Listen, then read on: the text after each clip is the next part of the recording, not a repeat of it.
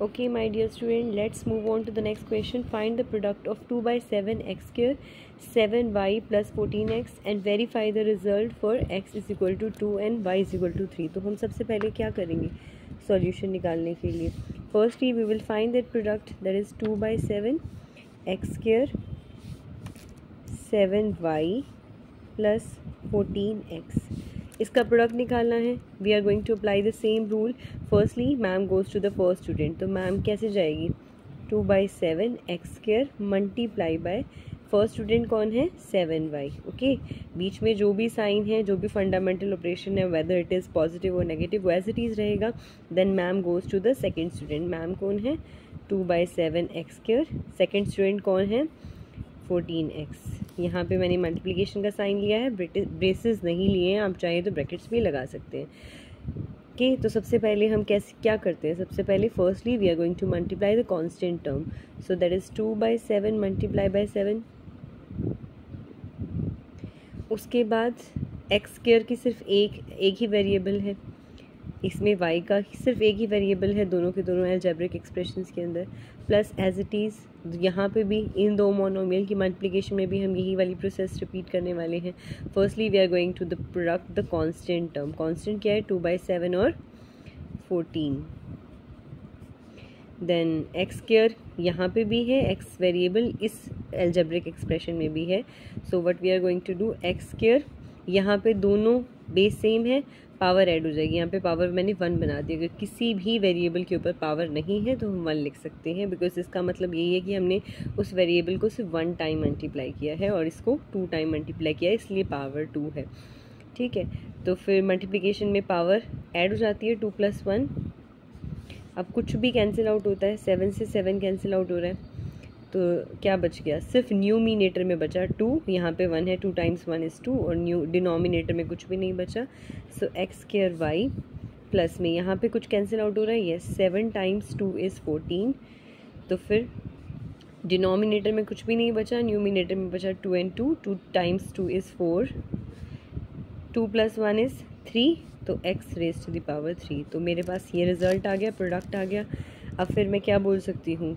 मेरे पास स्टार्टिंग में क्या था, क्योंकि मुझे वेरीफाई करना है, सिर्फ प्रोडक्ट निकालना होता तो हमारा क्वेश्चन यहीं पे फिनिश था.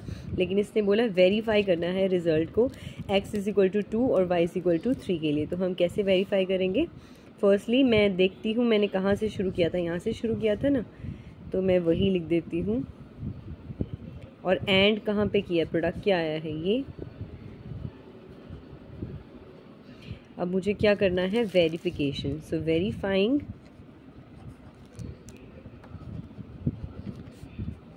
The result. मुझे रिज़ल्ट को किस लिए वेरीफाई करना है?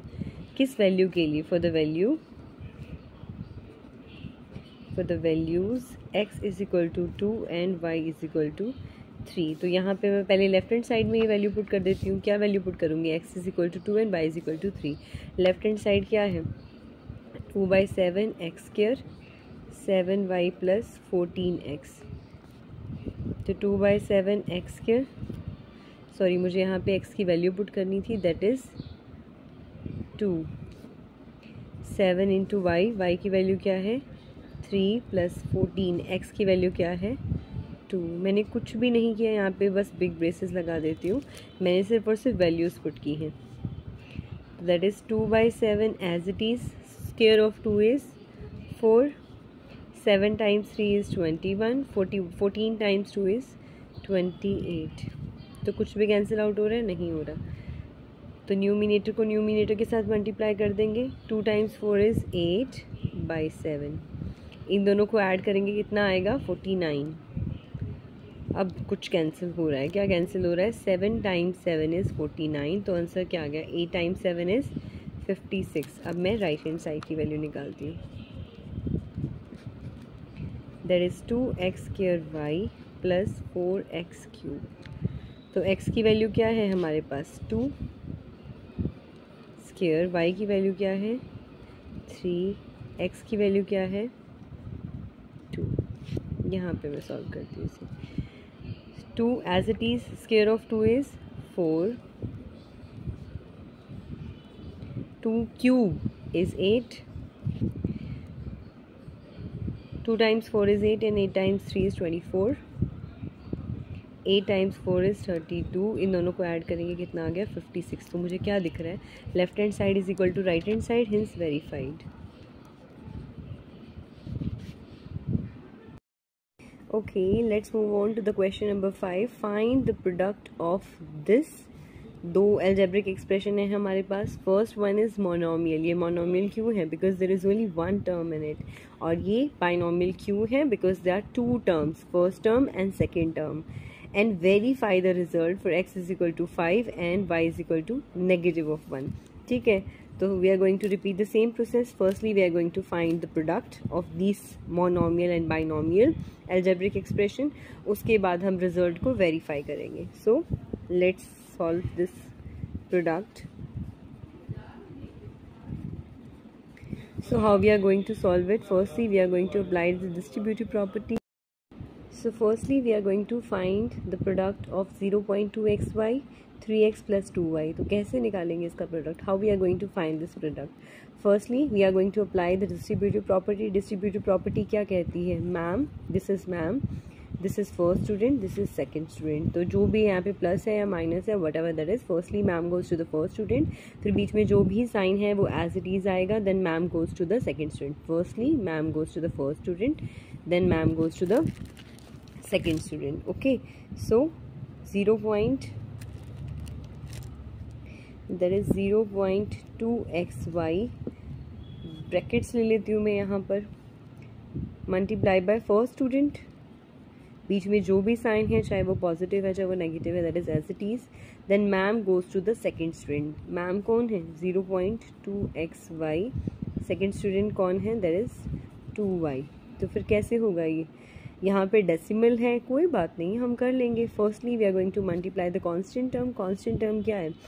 0.2. 0.2 को चाहे मैं एक बार पहले भी लिख लूँ, लेकिन मैं डायरेक्ट लिख रही हूँ. 0.2 को मैं कैसे लिख सकती हूँ? 2/10, कि ये बार बार आ चुका है क्योंकि डेसिमल के बाद कितनी डिजिट्स है? 1. So I have to put 1 0 in the denominator. ठीक है, उसके बाद प्रोडक्ट नेक्स्ट एल्जेब्रिक एक्सप्रेशन में कांस्टेंट टर्म क्या है? That is 3. ठीक है, तो मैंने इसे 3 से मल्टीप्लाई कर दिया. उसके बाद लाइक वेरिएबल कौन सा है? x. कुछ भी पावर नहीं है तो मैं 1 मान लूँ, यहाँ पे भी 1 मान लूँ. तो फिर x की पावर 1 + 1, चाहे मैं डायरेक्ट 2 लिख दूँ चाहे मैं 1 + 1 लिख दूँ. y वेरिएबल की कोई भी लाइक वेरिएबल नहीं है, सिर्फ एक ही बार है y वेरिएबल, तो एज इट इज़ लिख देते हैं. यहाँ पे we are going to repeat the same process again. 0.2 को मैं लिख सकती हूँ 2/10, बिकॉज डेसिमल के बाद एक डिजिट है, इसलिए मैंने डिनोमिनेटर में सिर्फ एक ही 0 लगाई है. Multiply by next constant term. ठीक है, उसके बाद यहाँ पे x की पावर 1 मान लो, y की पावर 1 मान लो, y की पावर 1 मान लो. सिर्फ एक ही बार है x, तो मैंने एज इट इज़ लिख दिया. y यहाँ पे भी है, यहाँ पे भी है, बिकॉज मुझे लाइक वेरिएबल्स की मल्टीप्लाई कर सकते हैं ना उस प्रोडक्ट रूल से कि पावर ऐड हो जाती है. तो बेस सेम है. y पावर कितनी है? 1 + 1, 1 + 1, तो ऐड हो गई. ठीक है, तो फिर कुछ कैंसिल आउट हो रहा है? नहीं हो रहा, तो न्यूमिनेटर को मल्टीप्लाई कर देंगे. 2 × 3, 2 × 3 इज 6. हो रहा है कैंसिल, बाकी ना करो तो ज़्यादा बेटर है, डेसिमल में आंसर आ जाएगा. 6/10. x की power 1 + 1 is 2, so x², y as it is. तो ये अभी भी यहाँ पे भी हम कैंसिल नहीं कर रहे ताकि डेसिमल में इजीली आंसर आ जाए, हमें कुछ ज़्यादा छोड़ तोड़ ना करनी पड़े. 2 × 2 इज़ 4 डिवाइडेड बाय 10, क्योंकि डिनोमिनेटर में सिर्फ 10 है, किसी से भी मल्टीप्लाई नहीं करना. तो x as it is, y 1 + 1 is 2, so y². ठीक है, अब मैंने प्रोडक्ट निकाल ली इसकी. अब मुझे क्या कह रहा है? Verify the result. किसके लिए वेरीफाई करना है? x इज इक्वल टू 5 और y इज इक्वल टू -1 के लिए. तो वेरीफाइंग द रिजल्ट, उससे पहले हम लिख लेते हैं ना कि सारा ये इसके इक्वल है, द रिजल्ट. उसके बाद आप एक स्टेप और लिख लेना कि ये इसके इक्वल है, मतलब जो हमने जहाँ से हमने प्रोडक्ट स्टार्ट की थी उसका रिजल्ट ही आया है. वेरीफाइंग द रिजल्ट, क्योंकि हम तभी बोलेंगे ना कि रिजल्ट कौन सा रिजल्ट है. यहाँ पे मैं लिख देती हूँ एक और बार 0.2xy 3x + 2y. ओके, और इसका आंसर मैं यहाँ लिख देती हूँ. ठीक है, इसे मैंने सॉल्व यहाँ पे कर दिया और इस इक्वेशन को मैंने दोबारा यहाँ लिख दिया कि यहाँ से हमने स्टार्ट किया था प्रोडक्ट और यहाँ पे हमने एंड किया और हम इस इक्वेशन 1 मान लेते हैं. So verifying the equation 1 for the values, कौन सी वैल्यू है, x is equal to 5 and y is equal to -1. x is equal to 5 and y is equal to -1. Okay, इसके लिए मुझे वेरीफाई करना है इसे. तो फिर कैसे वेरीफाई करेंगे? Firstly we will take left hand side. Left hand side लेंगे. लेफ्ट हैंड साइड में क्या है, ये है ना इसका लेफ्ट साइड इक्वेशन 1 के अंदर. 0.2xy 3x plus 2y. तो इसमें मुझे x की वैल्यू 5 और y की वैल्यू -1 पुट करनी है. 0.2 x की वैल्यू 5, y की वैल्यू -1. इसको मैं ब्रेसेस में, बिग ब्रेसेस में ले लेती हूँ ताकि कंफ्यूजन ना हो. 3 x की वैल्यू क्या है 5 प्लस 2 y की वैल्यू क्या है -1. सो दैट इज़, ये हम डायरेक्ट भी कर सकते हैं कि 2 टाइम्स 5 इज़ 10 और जब हम इसे मल्टीप्लाई करेंगे, या आप इजी समझने के लिए आप यहाँ देख लीजिए 0.2 को मैं 2/10 लिख सकती हूँ मल्टीप्लाई बाय 5. तो देयर इज़ 5 टाइम्स 2 इज़ 10. तो 10 से 10 कैंसिल आउट हो जाएगा और हमारा आंसर 1 आ जाएगा. तो मैं इसे 1 लिख सकती हूँ. -1 है, बाद में कर लेंगे मल्टीप्लाई. 3 times 5 is 15. पॉजिटिव और नेगेटिव, क्या आएगा रिजल्ट? नेगेटिव, क्योंकि एक पॉजिटिव डायरेक्शन में जा रहा है, एक नेगेटिव डायरेक्शन में जा रहा है, तो रिजल्ट कुछ भी नहीं आने वाला. मतलब जब दोनों एक ही डायरेक्शन में मिलकर काम करेंगे तभी पॉजिटिविटी आ सकती है, तभी कुछ हम इकट्ठा कर सकते हैं, अदरवाइज रिजल्ट नेगेटिव ही आने वाला. ओके, तो यहाँ पे नेगेटिव और पॉजिटिव की मल्टीप्लिकेशन दोबारा से नेगेटिव. 15 - 2 इज़, वही एक पॉजिटिव है एक नेगेटिव है, तो होने तो वाला है डिफरेंस, मतलब कमी ही आने वाली है. तो 15 - 2 इज़ 13 और बड़े को ज़्यादा वैल्यू देंगे. बड़ा कह रहे हैं पॉजिटिविटी की तरफ जाना है, तो हमारा जो आंसर आएगा वो पॉजिटिव ही आएगा. प्लस 13, तो plus minus, so answer is 13.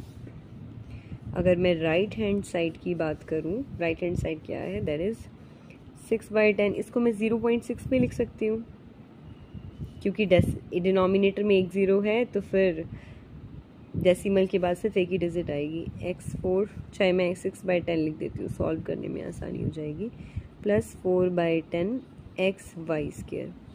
तो 6/10 एज इट इज़. x की वैल्यू क्या है हमारे पास 5². y की वैल्यू क्या है -1 प्लस में 4/10 x की वैल्यू 5, y की वैल्यू -1. तो ये क्या हो गया 6/10, 5² इज़ 25. नेगेटिव में किसी भी चीज़ की एक बार नेगेटिव के साथ मल्टीप्लाई करें तो रिज़ल्ट नेगेटिव आएगा. यहाँ पे 4/10 मल्टीप्लाई बाय 5, और नेगेटिव की अगर हम इवन पावर लेते हैं, एक बार नेगेटिव दूसरी बार नेगेटिव, तो क्या बन जाता है वो पॉजिटिव. तो ये तो पॉजिटिव आएगा. 1 पॉजिटिव आने वाला है, तो लिखने की ज़रूरत नहीं है. इसको अगर हम सॉल्व करेंगे, 6 times 25 is 150. Negative as it is. 4 times 5 is 20 divided by 10. तो एलसीएम लेना अब आसान हो गया हमारे लिए. तो इसका आंसर क्या आ गया, नेगेटिव ऑफ 130 डिवाइडेड बाय 10. तो 0 से 0 कैंसिल, आंसर आ गया -13. तो यही हमारा लेफ्ट हैंड साइड था, यही हमारा राइट हैंड साइड है. Hence we can say the result is verified. Left hand side is equal to right hand side, hence verified. Okay, now let's move on to question number 6. Simplify these given algebraic expressions. इसे हमें और कुछ भी नहीं करना है, सिर्फ इसे ब्रेसेस को ख़त्म करके, प्रोडक्ट करके इसे सिंपल से सिंपल फॉर्म में लिखना है. So firstly what we are going to do, यहाँ पर इस मोनोमियल को हम इस बाइनोमियल के साथ मल्टीप्लाई करेंगे, इस मोनोमियल को इस बाइनोमियल टर्म के साथ, बाइनोमियल अलजेब्रिक एक्सप्रेशन के साथ मल्टीप्लाई करेंगे. फिर सिंप्लीफाई करके जो हमारा आंसर आ जाएगा, बस वही हमें चाहिए. सो फर्स्टली ये मैम है, ये फर्स्ट स्टूडेंट है. So firstly ma'am goes to the first student, यानी AB multiply by A². Negative है बीच में, कोई बात नहीं, वो एज इट इज़ लिख देंगे. Then ma'am goes to the second student, AB multiply by B square. Plus का sign as it is, because ma'am किसी भी प्लस या माइनस के साइन को टच नहीं करती है। तो दूसरी मैम आ गए यहाँ पर। Firstly this ma'am goes to the third student, बीच में प्लस और माइनस, ठीक है, क्योंकि इन दोनों की भी प्रोडक्ट करनी है। इस माइनस के साइन को हमें छेड़ना तो नहीं है, बट पहले प्लस का साइन भी तो है, वो भी देखना पड़ेगा। हमें पता है कि प्लस और माइनस की प्रोडक्ट क्या होती है, माइनस, नेगेटिव। वही जो हम बार बार बोलते हैं, एक नेगेटिव डायरेक्शन में जा रहा है, एक पॉजिटिव डायरेक्शन में जा रहा है, तो रिजल्ट नेगेटिव ही आने वाला है, मतलब घटेगा ही। अगर दोनों एक डायरेक्शन में जा रहे हैं, दोनों पॉजिटिव हैं, तो रिजल्ट पॉजिटिव आएगा। दोनों नेगेटिव हैं तो रिजल्ट पॉजिटिव आएगा, मतलब सेम डायरेक्शन में जा रहे हैं। सिर्फ उसी केस में हमारा रिजल्ट पॉजिटिव आने वाला है। अगर वो दोनों, एक कह रहा है कि मैं दिल्ली जाऊंगा, एक कह रहा है कि मैं गुड़गांव जाऊंगा, तो दोनों कहीं पर भी नहीं जाते हैं। Okay, so then second ma'am goes to the fourth student. सो अब हम इसे मल्टीप्लाई कर देंगे। लाइक वेरिएबल क्या है, a raise to the power 1 and b raise to the power 2। तो a की पावर 1 प्लस बेस सेम है, पावर्स को मैंने ऐड कर दिया 1 + 2। ओके, अब b की तो कुछ भी नहीं है, b का तो सिर्फ एक ही वेरिएबल है, माइनस एज इट इज़। अब इन दोनों को मल्टीप्लाई करना है। a सिर्फ एक ही बार है, तो मैंने a एज इट इज़ लिख दिया। लाइक वेरिएबल b 2 टाइम्स है, यहाँ पे b की पावर 1 है, यहाँ पर b की पावर 2 है, तो बेस सेम, तो पावर ऐड 1 + 2। इस केस में b square a, like variables हैं ही नहीं, तो b स्क्वायर a लिख देती हूँ, या इसे a b स्क्वायर भी लिख सकती हूँ, whatever I want to write. Minus ये भी b है, ये भी b है, यानी लाइक वेरिएबल्स हैं हमारे पास। फर्स्टली कांस्टेंट टर्म को मल्टीप्लाई करेंगे, 1 × 2। यहाँ पे कुछ भी नहीं है तो मैं 1 मान लेती हूँ। 1 × 2 is 2, b square b, base same, power add, यहाँ पे 2, यहाँ पे 1 मैंने मान लिया। सो 1 + 2 इज़ 3, तो a³ b minus a as it is, 1 + 2 is 3, तो b³ plus b square a minus 2b, 2 + 1 is 3। ठीक है, कुछ भी कैंसिल हो, इधर सम कुछ भी कैंसिल नहीं हो रहा है। That is a³ b minus ab³ plus b square a minus 2b³, कुछ भी कैंसिल नहीं हो रहा है, सो that is the answer. Next question is 6x² xy 2y² minus 3y² 2x² plus y। तो इसमें मुझे क्या करना है, दोबारा से सिंप्लीफाई करना है। So how I am going to simplify it, firstly I am going to multiply the teacher with the first term. तो टीचर क्या है, -6x²। फर्स्ट टर्म क्या है, फर्स्ट स्टूडेंट क्या है, xy। ये नेगेटिव है, ये पॉजिटिव है, तो दोनों अपोजिट डायरेक्शन में जा रहे हैं, तो रिजल्ट कुछ भी नहीं निकलने वाला, नेगेटिव निकलने वाला है, तो माइनस आ गया। So that is first. Secondly ma'am goes to the, ma'am को न 6x², then ma'am goes to the second student 2y²। फिर माइनस का साइन एज इट इज़, दोबारा से ये दूसरी वाली मैम है। Second ma'am goes to the third student, second ma'am goes to the third student 3y² multiply by 2x²। यहाँ पे नेगेटिव है, यहाँ पर पॉजिटिव है, तो नेगेटिव और पॉजिटिव क्या बन जाते हैं, negative, so that is negative. Secondly ma'am goes to the, second ma'am goes to the fourth student. Second ma'am कौन है, 3y² और फोर्थ स्टूडेंट क्या है, y। दोबारा से सिंप्लीफाई कर लेंगे। -6 कांस्टेंट टर्म है, 6 × 1 इज 6, x लाइक वेरिएबल है, x की पावर 2, यहाँ पे x की पावर 1, तो दोनों पावर ऐड हो जाएंगी, तो क्या आ जाएगा, x³। y कोई भी वेरिएबल और नहीं है, तो एज इट इज़ माइनस। पहले कांस्टेंट टर्म को मल्टीप्लाई करेंगे, 6 × 2 इज 12, x² कोई भी लाइक वेरिएबल नहीं है, एज इट इज़, y² कोई भी लाइक वेरिएबल नहीं है, as it is, minus as it is. 3 × 2 is constant terms को ऐड मल्टीप्लाई करेंगे, 3 × 2 इज 6, y² का कोई और वेरिएबल नहीं है, एज इट इज़, x² का कोई और वेरिएबल नहीं है, as it is, minus as it is 3, और यहाँ पे कांस्टेंट टर्म 1 है, सो 3 × 1 इज 3। ये दोनों लाइक वेरिएबल हैं, y की पावर यहाँ पे 2 है, यहाँ पे 1 है, तो लाइक वेरिएबल्स हैं, बेस सेम, तो पावर ऐड, 2 + 1 इज 3, तो y³। ठीक है, कुछ भी नहीं करना, that is the answer. Now let's move on to the third part. Third part में हमें क्या कर रहा है, हमें क्या सिंप्लीफाई करना है, that is 2x x minus y square minus 3y xy plus 2x minus xy x plus Y.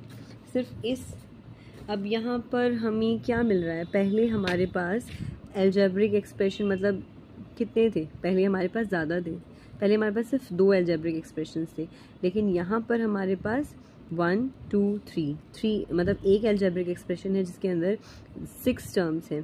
First term यहाँ से आएगी, सेकेंड टर्म यहाँ से आएगी,